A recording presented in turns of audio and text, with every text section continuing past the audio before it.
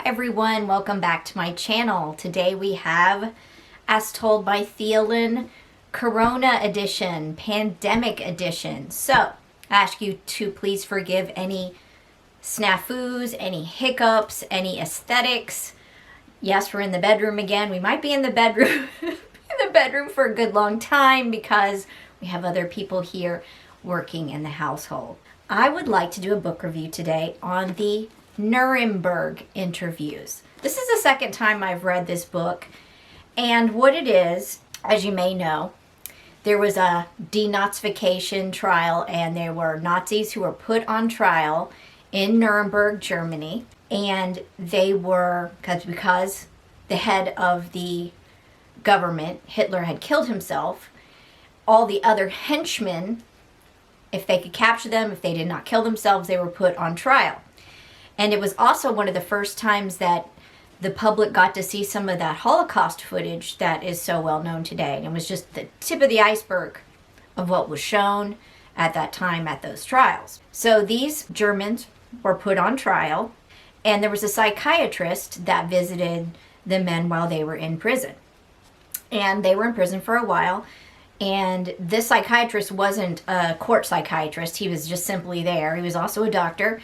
And he would see to their ailments sometimes, but he was primarily there to speak to them and offer them the ability to talk and tell their story. I am guessing that these were confidential at the time, or told to them to be confidential. And basically, that's what this book is. It is so fascinating. If you're interested in that time in history, and if you're wondering why would I dig out this chestnut, because when you have war or something that's terribly wrong in society, and you have people that are responsible or partly responsible or thought to be responsible for some of those ills in society, you have people making justifications for what they did. And there was some things I heard of late on the news and in pressers of people saying certain comments, and I thought, where have I heard that comment before? And then I realized I heard him in the psychiatric interviews given to some fellow which the interviews were then transcribed and then left to the shelves of history. One of the good doctor's relatives found the transcripts and published the book. So the Nuremberg Interviews by Leon Goldensohn is what we're going to review today, and I'm going to give you some select quotes from different folks. I'm going to give you their background, and I'm going to tell you what I found fascinating, and I'm just going to let it simmer and let you draw your own conclusions. One of the first folks that I thought something they said was of note was Hans Frank. And let me give you just a little background on Hans. So I don't know if it'll if this camera will show you, but here's whole Hans. Okay. So it says here, Hans Frank was Hitler's personal lawyer, was Governor General of Poland during World War II. He was found guilty at Nuremberg of war crimes and crimes against humanity, and was hanged on October 16th, 1946. Also, just want to add, as a side note, when it says Governor General of Poland, Germany had invaded Poland and taken over a good chunk of the country, then installed certain people over that said area to make them pure. And so not only does it sound like, oh, well, he was just his lawyer and he was just a governor general. Well, the governor general usually got the Jews, gypsies, homosexuals, communists out of their areas. So you can imagine the war crimes involved. So let me let you know what I thought was interesting about what Hans Frank had to say for himself. So you have to think all these defendants are in the dock for what they did individually. It wasn't a collective guilt. It was what they did. But he took a real interesting tack of what he was thinking in his cell. He said, Frank said, and mind you, this is all dictated, so there is no, the author here did not take any liberties at all. Frank said he'd been thinking something over rather carefully in the past few days, and he wondered if I'd be good enough to tell him my opinion of his ideas. Quote, "In my final speech, which I should be working on one of these days since the trial is going pretty fast now, I've thought of devoting it almost entirely to a new idea. My idea is to defend Hitler. Not in the customary sense of the term, but I feel that here in Nuremberg we have 21 defendants, all guilty to a more or less degree. But the man who should be the main defendant is absent because he committed suicide. Now, whereas Bormann is absent, he is a defense counsel. But every defense lawyer's strategy has been to place the blame upon Hitler. Therefore, according to a just court procedure, the man who is the most highly accused by defense and prosecution both should have a lawyer or defense on the stand." Continue the quote. "Now, it isn't a matter of whether Hitler's actions are defensible. They aren't. His last testament alone is a frightful document in which he admits and brags about killing off the Jews. It's the most hideous, frightful document in history. But unless a ghost appears in these last few weeks in court and speaks for Hitler, he is unheard. Therefore, my idea would be to devote most of my final speech," this is Hans's final speech, "to a so-called defense of Hitler. It would be proper in a sense that I was his old lawyer for years and his personal attorney from 1927 to 1933, defending him in over 140 legal suits, mostly for slander, in the courts all over Germany. It would make sense for another reason. It would destroy for posterity the possibility of a Hitler legend. If Hitler is accused of so many dastardly things and no one speaks up for him to answer the charges, the legend of Hitler's greatness might grow." But I said, well, if I represent Hitler's legal interests, I will answer the charges A, B, C, and D, etc., and proceed to answer them as Hitler would answer them.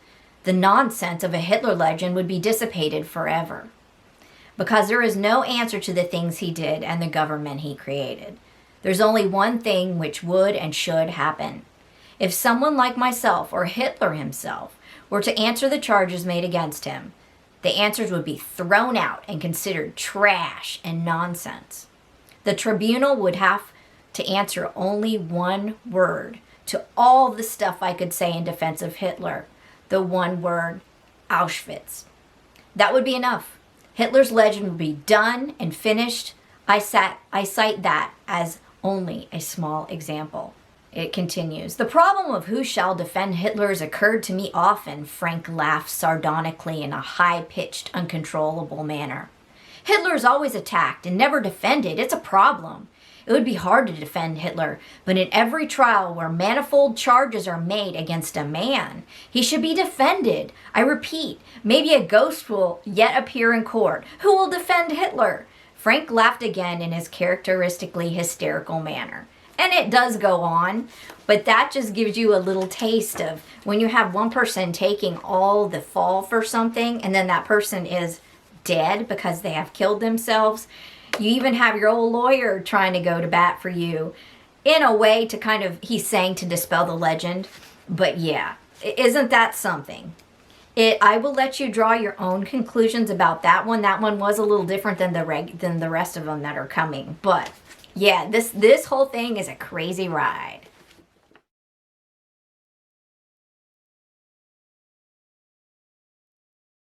On to the next defendant. This fellow's name is Hans Frisch. Hans Frisch was a senior official in Joseph Goebbels' Ministry of Propaganda and head of the radio division from 1942. At Nuremberg, he was tried for war crimes and he was found not guilty. So let me show you Hans. This fellow was found not guilty. So not everybody was found guilty, but I absolutely found something he said interesting. Let me read you a little excerpt of that. He said that he'd been thinking over his future defense, which he figured would come in early June. and that he was torn between two conflicting ideas. First, he wanted to reveal to the court clearly that he was a tool of the Nazis, and that he'd been deceived by Hitler and Goebbels, and that he personally had no conscious part in the evils of the Nazi regime and the, quote, terrible racial madness which ensued. Second, he wanted to point out to the court clearly in his defense that the guilt lay not with the Germans, but also with the Allies. He said that none of the defendants thus far had stressed this point sufficiently because they had been so preoccupied with proving their own innocence. He said that in most cases, the defendants, unlike himself, were not innocent, but, like Kaltenbrunner, were creating a fiction in the courtroom.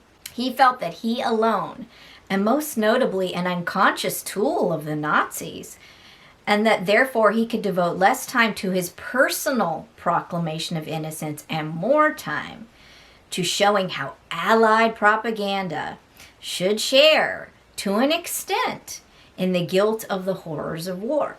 Fair enough point. Fair enough. Quote, I see the defendants justifying themselves, but they cannot justify the Nazi movement. I have the feeling during this year of internment and half a year of trial that I have endured a spiritual suffering and depression more terrible than any death could be. Okay, Frisch. He was found not guilty. That doesn't mean that he was innocent. It means he was found not guilty. But he definitely was Mitlauferin, but I won't get into what Mitlauferin was, but okay, let me continue. Quote, I became guilty of the death of 5 million people, innocently. In any event, I participated in the guilt of this tragedy coming over the world. The role I played doesn't matter, but I did play a part in it. I have spoken with Dr. Gilbert about my suffering, but although he is personally very humane and nice on the whole, his attitude is one of hatred. I am very open with you, and he cannot understand or do anything because one must be objective in understanding me or the part I play in the Nazi movement. I feel that you are objective. I can talk to you and feel that you understand. Without being objective, my words would not serve the Germans or the Allies or the world. What I would like to express and which I cannot express in court is the following. I worked for 10 years on German propaganda. I was not only the leader, but I was one of the most important leaders. However, even 10 years ago, I made the remark that to make propaganda is the first step to hell. Propaganda is always done by bringing the attention of the people to one side and taking the attention from the other side.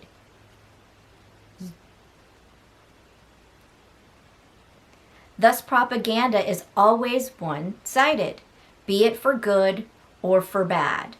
Now, during the past year and a half, I've been thinking of the propaganda I broadcasted. I can say that I did not try to bring the attention of people to something bad, but to something one-sided. And I did that during all those 10 years of my activity. I painted only in black and white, no in-between colors. Your country and the other allies did the same thing. And I'm going to add this one little bit. At this point, Frisch showed me a folder of matches on which was inscribed the slogan, Crush the Axis, with caricature drawings of Hitler, Mussolini, and Hirohito. Frisch smiled and said, this, for example, is a tiny instance of the propaganda of hatred, such as we never even dared to do in Germany. Yeah. Wow. He talks about he was in the propaganda ministry right under Goebbels. And yes, he was a tool. He admits to being a tool. Mitlauferin means to go along with. He wasn't charged with it because he wasn't charged with it. He was charged with higher level crimes. And Mitlauferin means to go along with, to be a follower, to just kind of be swept into the sea of following along. And yes, you support, but you don't really have any kind of really ill intent. And for whatever reason, they found that the crimes that he was charged with, he wasn't guilty of. But in my mind, I mean, you couldn't argue that he wasn't Mitlauferin. People like that was Leni Riefenstahl. She went along with it. That was Hans Frisch. This is a really interesting book. It might even give us a little bit of an insight into what we might see in the future if we keep supporting kind of black and white thinking and atrocities and getting very team-minded. If you ever do have to come to court, this is the kind of mindset that people come up with to justify their actions and inactions. Frisch also said to the psychiatrist, was Frisch's view on the matter of Allied guilt and German guilt a philosophical one, or was it something concrete and based on examples which he knew? Quote, it was not philosophical, it's a matter of ethics. The realization of a conviction like mine is impossible under the political status which exists today. I feel there is a religious demand, quote, love thy neighbor as thyself. A motto which has not been realized for 2,000 years. What I would like to emanate from the darkness of this tragedy is one spark of life. I mean, the realization that crime does not even begin when you murder people. Crime begins with propaganda, even if such propaganda is for a good cause. The moment propaganda turns against another nation or against any human being, evil starts. Whereas the Germans started propaganda toward the end of this tragedy, you Allies stand at the beginning of the tragedy. And they go on discussing like when he believes that the propaganda began against Germany, and then it was almost like they were retaliating. I've earmarked Frisch all over the place here. Because honestly, a lot of this started with propaganda. Yeah. A lot of the German angst, their momentum to fight, it was all propaganda. So yeah, it plays an important part. Another comment of Frisch, he said, quote, because I want to make an end to all this tragedy, if one places the guilt of these tragic 6 years of war upon the wrong place, there will always be the germs of repetition, which will be kept alive, and perhaps another tragedy will befall mankind. And so the interviewer, the psychiatrist, asked him what the investigation would show in Frisch's opinion, and he says that there was false propaganda on both sides. For example, I find it tragic now that I didn't believe various statements of the Allies that cruelties existed in Germany. See, he didn't believe when he heard about the cruelties in his own state, because you get so much in your own foxhole. I'll continue. The reason for my not believing these statements was that I heard so much false propaganda and lies from the very same broadcasting stations. Another defendant that I found said something that resonated with me was Walther Funk.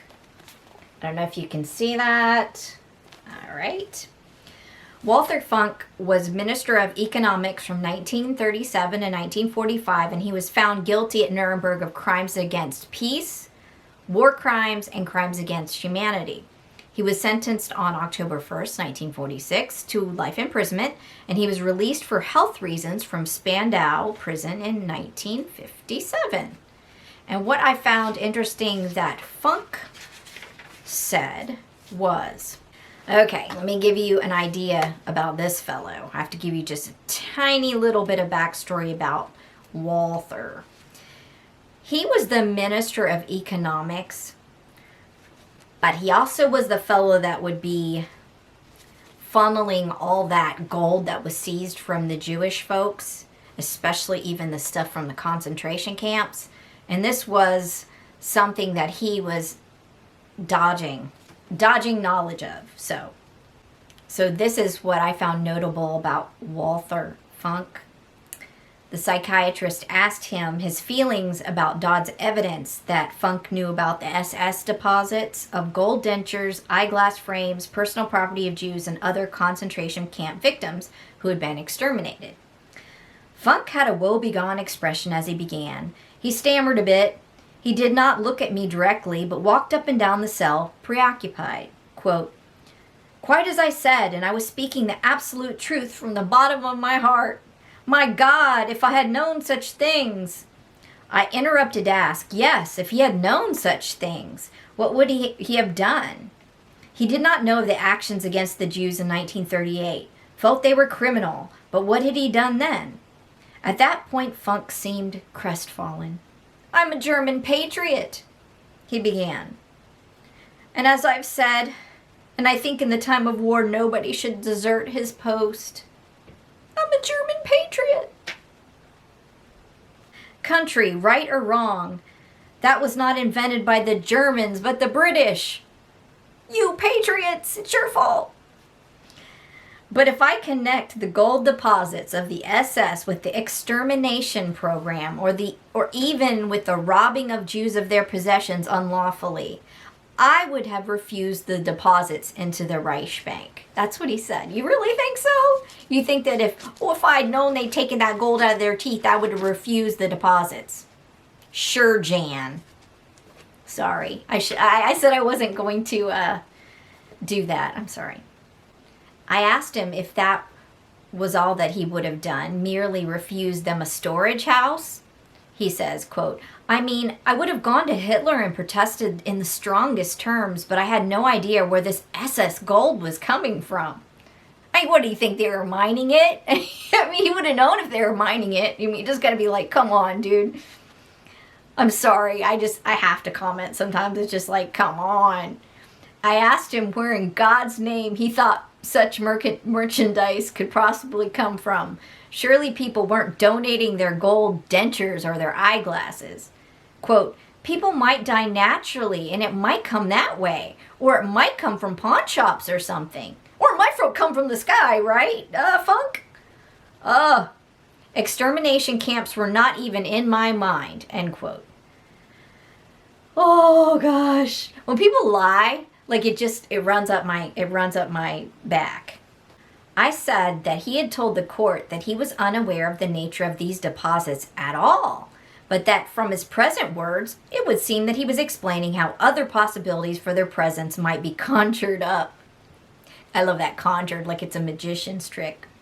He replied that in fact he'd never seen those SS deposits, and only in retrospect was he explaining how, even if he had seen them, it was possible not to link them up with killing people.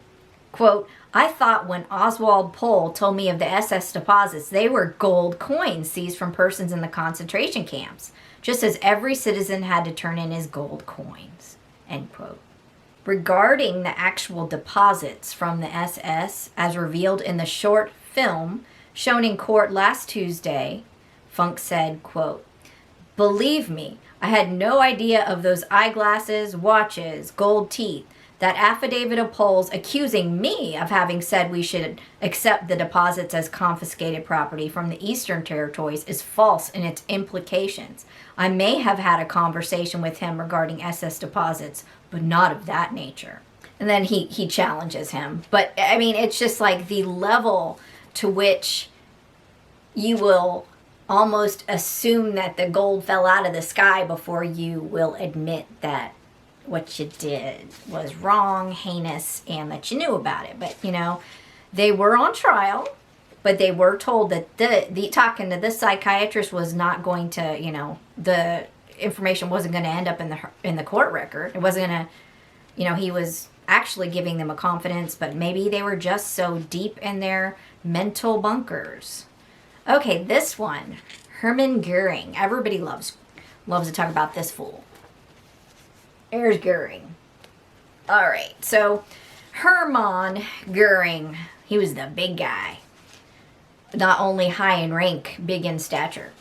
He was the commander-in-chief of the Air Force, the president of the Reichstag, prime minister of Prussia.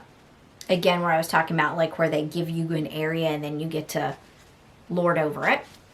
Found guilty at Nuremberg of conspiracy to commit crimes, crimes against peace, war crimes, and crimes against humanity. He was sentenced to death by hanging 2 hours before his scheduled execution on October 15th, 1946. He committed suicide in his jail. So I found something. Goering is a whole trip. He's a whole character. Not a half a character, not a quarter of a character. He's two characters. He is cray-cray. I'm going to give you just a little taste of an excerpt of what I found interesting and something to think about what Goering had to say. You're going to start to hear kind of a familiar little song. Make of the song what you will. Quote, I said in court, and I repeat to you, that this war was not started by Hitler or Germany, but by the Allies. Your country obligated England to go to war when we invaded Poland. England was all for appeasement and no war. I think that the Duke of Windsor, who was king, resigned from his position, not because he married an American lady, Wallace, but because he was a friend of Germany and realized how right we were, but foresaw that America was going to involve England in a war. I commented at this point that his views were markedly different from my own, but that I was interested in hearing them nevertheless. I asked him to tell me more about his feelings in reference to the war, the trials, Hitler, and so forth. Goering smiled wryly and said, yes, I suppose this is the last chance for me to tell the world, through you, all I know and what my worldview has been. The strange part of it all is that I don't feel like a criminal, and that if I had been in the United States or South America or anywhere else, I'd probably be a leading figure in one of those countries. I'm a capitalist and a cultured gentleman. That is why I can tolerate this prison where I'm treated like a thief or a small criminal. I have to watch my step every moment. If I give vent to my spontaneous reactions, such as laughing at the Russians when they try to cross-examine, or another example, when I laugh at evidence about the atrocities, which, as I explained before, is not meant because I think it's humorous, but because it's my personality to laugh at the face of adversity. Oh, he's a comic. He's a dog. Goering was a comic. He found things funny in his trials. Then Dr. Gilbert feels that I'm making a mockery of the atrocities and they treat me like a naughty child. Well, maybe you shouldn't laugh when bodies are being shoveled into mass graves. I'm fully convinced that this trial is a mockery and that someday when you Americans have your hands full of Russian troublemaking, you will see me and my activities in a different light. Oh, Herman, if you could come from the grave and have a little chit chat, I'm sure a lot of people would be on your bandwagon right now about those Russians. Honestly, it's all us and them to me. But what I found fascinating, other than the second part I find interesting of its own accord, is the part where he talks about the Duke of Windsor, because people now are in the conspiracy groups talk about how it really wasn't his marriage to Wallace that got him ousted as the king, for him to resign as the king. It was because it was becoming obvious that he was a German sympathizer and that he was even kind of maybe giving them secrets and that he had to go. And now it's gaining steam, and I think that there is some true validity to that, and I think in a way here Goering is letting you know that they were talking to the Duke of Windsor and that he absolutely knew that they had an ally in him. And again, what he says is, I think that the Duke of Windsor, who was king, resigned from his position, not because he had married an American lady, but because he was a friend of Germany and realized how right we were, but foresaw that America was going to involve England in a war. It wasn't that. He got caught. I think that there's enough evidence now that he got caught giving them some secrets and he had to go. But yeah. So Goering knew that he had an ally in the Duke of Windsor. So I found that fascinating. Some of them were boring. Hess was boring, believe it or not. Kaltenbrunner, not boring or just nothing notable. To me, might be notable to other people. Keitel, Franz von Papen, Joachim von Ribbentrop, Alan Rosenberg, Franz Saukel. I mean, this is a great book. I highly recommend it. Okay, so Schach. I want to talk about Hjalmar Schach. He was the president of the Reichsbank until 1939, and the minister without portfolio. A minister without portfolio until January 1943. He was tried at the Nuremberg Tribunal. He was found not guilty. So here's another one that wasn't found guilty. And I am going to let you know what I found interesting about this fellow. Here Schacht is talking about, you had the Versailles Treaty back in Germany. I'm not going to go through this, but then you had the Weimar Republic. It's a W, but they don't pronounce W's. It's Weimar Republic. And he's explaining to the psychiatrist the climate at the time, and he says, immediately after these credits were stopped, the economic situation of Germany became worse and worse. The burning government of the middle class parties, the so-called bourgeois government, followed a deflationary policy. They cut wages and salaries so much that many industries collapsed. And at the same time, the Allied countries had raised customs tariffs. Finally, we arrived at a situation of more than 6 million unemployed.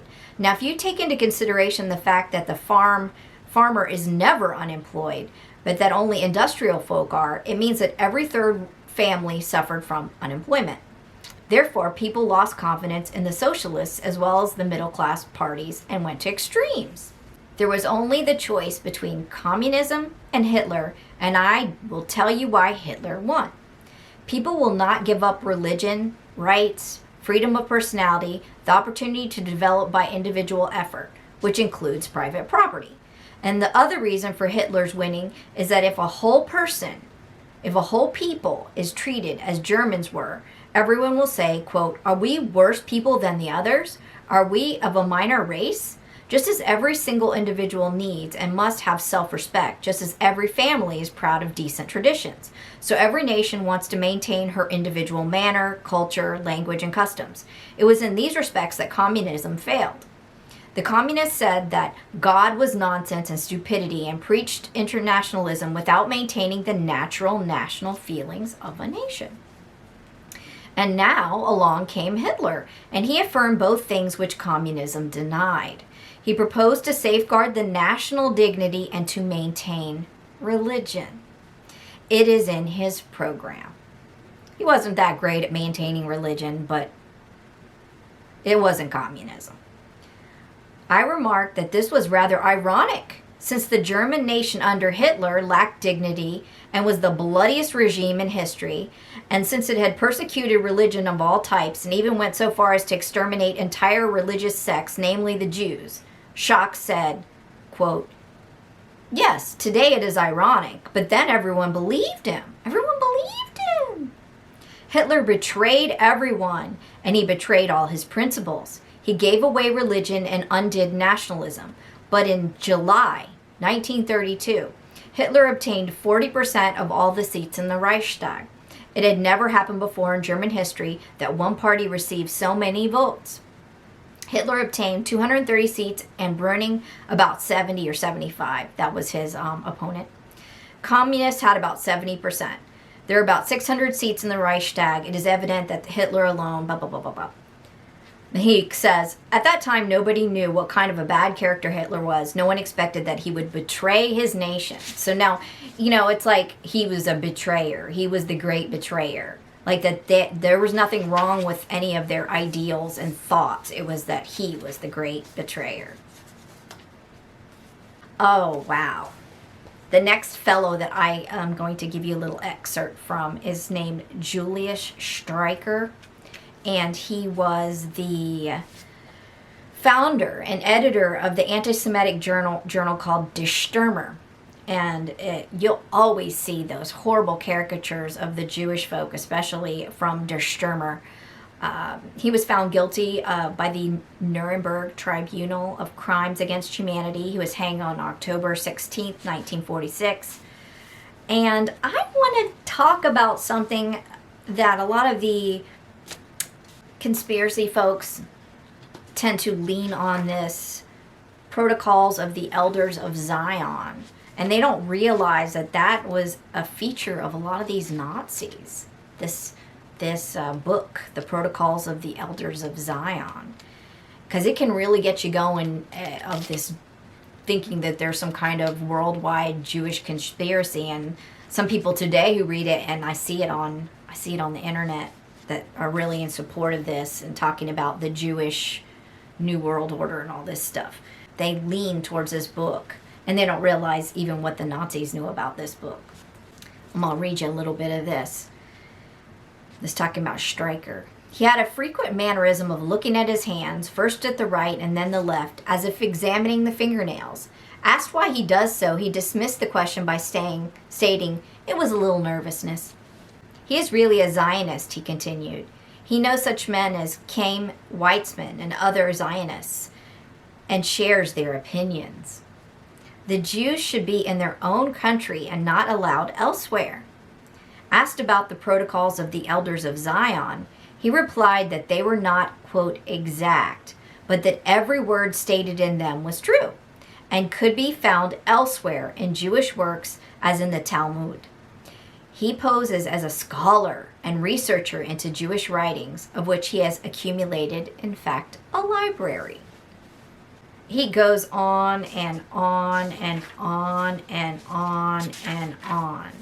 He denies any personal animosity towards the Jews. This is the guy that essentially wrote, say, like the comic book, the caricature comic book of how horrible and evil the Jews were, and this horrible thing, this direct, would not only be published, it would be posted.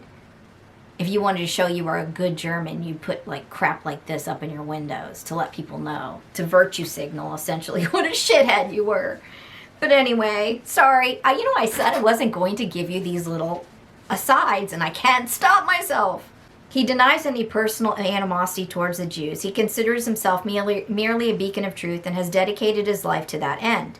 He can prove in court, he said, that he knew nothing about the anti-Jewish riots that occurred in Nuremberg in 1938.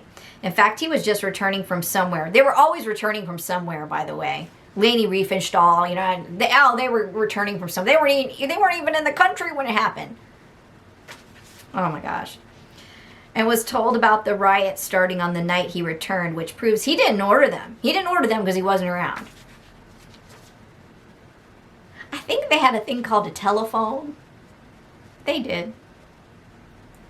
Or, write it on a paper. Order, Nazi stamp. I mean, come on. Who are you fooling? You could be on the moon and order some shenanigans to go down, right? His chauffeur could testify to it. And so that I love the Goldensohn. And then Goldensohn adds, he has his own little things that he puts in the file. Stryker impresses me as an old psychopathic personality with sexual and other conflicts, whose inadequacy found expression in an obsessive preoccupation which the past 20 years has filled the narrow stream of his life. He says he suddenly came up with anti-Semitism one evening years ago, and in the morning he realized that his life work was to become an authority on anti-Semitism. When Hitler appeared, Stryker fitted a ready-made niche. That's true. Stryker's crap. It interested Hitler. It gave Hitler a bad guy, a caricatured bad guy on who to lay all the blames of the world. And I think that, here goes an aside, I think that in life we need to resist the urge to have one caricatured bad guy. It's too simple. You know what I'm saying? I can't. We did discuss Stryker's favorite subject, the Jewish problem. He had very little new to say about it, but repeated his old line more or less as follows, quote, "The Jewish problem is historical. I stumbled across it and chanced to become an authority on it through having read the Talmud, which the Jews call a Christian-like book. That is false. The racial laws emanate from the Talmud itself. I consider myself a leading scholar and student of Jewish writings, particularly the Talmud." A characteristic smirk or leer passed over Stryker's face, and he smiled thinly and leaned forward and said in a confidential manner, "Have you ever thought about circumcision?" I replied that as a doctor I'd performed many circumcisions of babies, both Jewish and Gentile children, and that I'd not thought about it very much. I certainly knew of it and considered it a surgical procedure. Stryker looked at his fingers a few times while I said these words and glanced at me incredulously. He said that circumcision was a Jewish mischief, and that its only aim was to preserve racial purity among Jews. Quote, "I have no objection to that as long as the Jews don't interfere with our pure Aryan bloodlines, because we must preserve our racial purity then." As far as what you say about circumcision being practiced on Gentiles as well as on Jews, I know that to be the case, and don't you see how devilish that is? This guy, I mean, it's like looking at his fingers, phallic symbols, okay. He smiled again in the manner of a wise man instructing a young student. I said I didn't see the point, and what was so devilish about it? As usual, Stryker had no rational explanation for what he called this devilish procedure.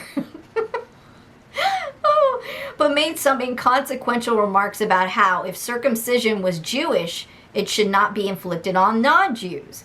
It was clear that he considered circumcision as something which had no medical or surgical import, but merely a racial custom. I asked him whether he did not know that in certain instances, circumcision was a necessary operation to prevent various infections and mechanical difficulties due to phimosis. I explained to him what I meant by the term phimosis. Stryker replied, well, if an operation like that must be done, it will be done on Jews and not Gentiles. I've never heard of an Aryan whose bloodline was pure requiring such an operation. You're just ignorant, right? Just admit you're damn ignorant. He spoke with vehemence and a repetitive clicking tap of staccato speech. His remarks and speech were interjected with squinting of the eyes, peering at his fingertips, and frequently wetting his lips with his tongue. Why do we always have these people with these perversions? Why do we always have these people with these perversions in positions of power? What's up with that? Why can't we just have some normal schmo with just normal interests? Probably because they're not interested in power. We continued to talk about Die Stürmer.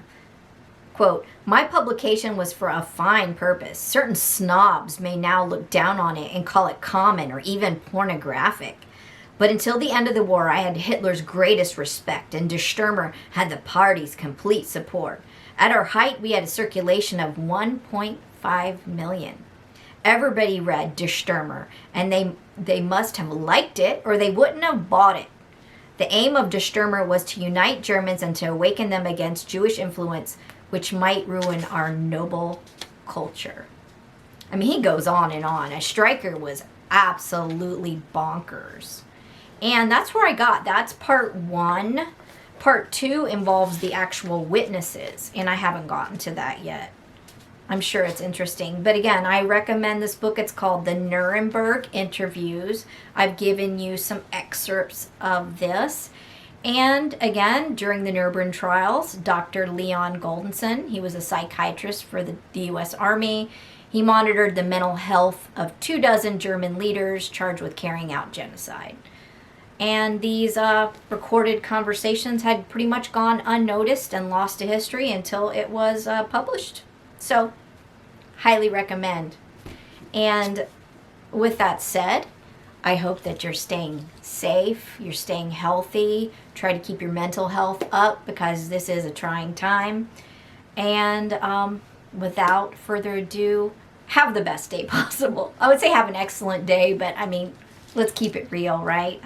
Let's just try to be good to ourselves and other folks. So, bye.